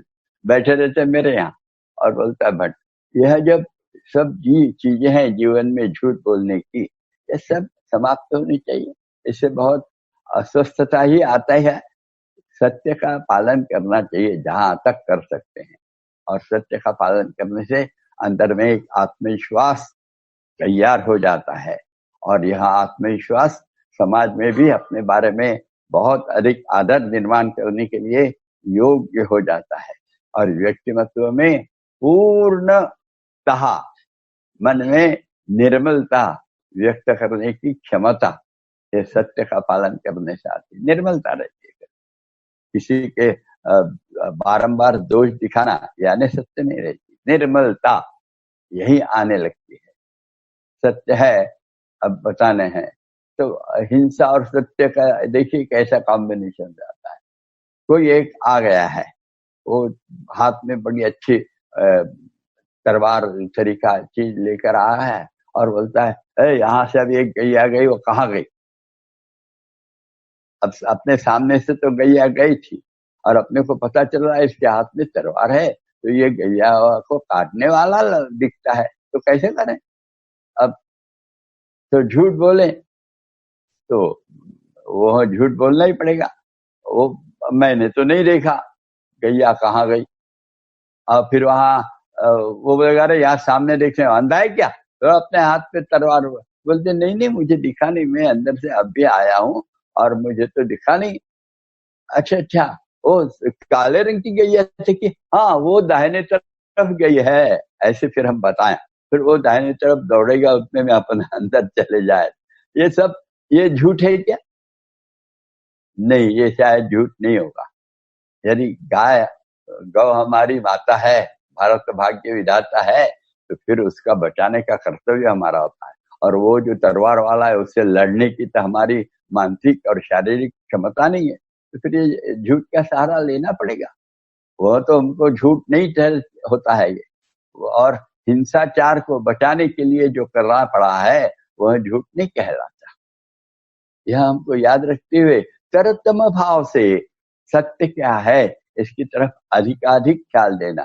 मेरा हित होता है इसलिए मैं जो झूठ बोलूं वो झूठ ही है, और समाज का हित है, राष्ट्र का हित है, और संस्कृति का हित है। और सफेद समय कुछ बताया जाता है, नरो वा कुंजरो वा, ऐसा यदि बोल दिया जाता है तो एक आध बार होता है। हाँ, पर उसका भी तो धर्मराज का रथ जो जमीन के ऊपर से चलता रहा हो, आज धीरे से जमीन को स्पर्श करते हुए चलने लगा, ऐसा कहानी है धर्मराज की। वह तो बड़ा सत्य व्रत का पालन था, करने वाला था। नरो वा कुंजरो वा कह दिया और थोड़ा सा जमीन में उसका रथ लग गया, ऐसे सुने थे, तो उसके परिणाम होते। पर सत्य का पालन हमें जहां तक जमे, जो झूठ नहीं, जो हमको पता है ये झूठ है, जो हमको पता है ये अवांछनीय है, जो हमको पता है कि यह अयोग्य है, वो बर्ताव नहीं करना, वह बोलना नहीं, वैसे सोचना नहीं, इसको सत्य व्रत का पालन करते हैं। ये याद रखिए, अहिंसा सत्य हो गए 2 यम, और फिर अहिंसा सत्य अस्तेय नाम का आता है, उसको कल सुनेंगे, आज तो यही रुक जाएंगे। वर्ग समाप्त हो रहा है।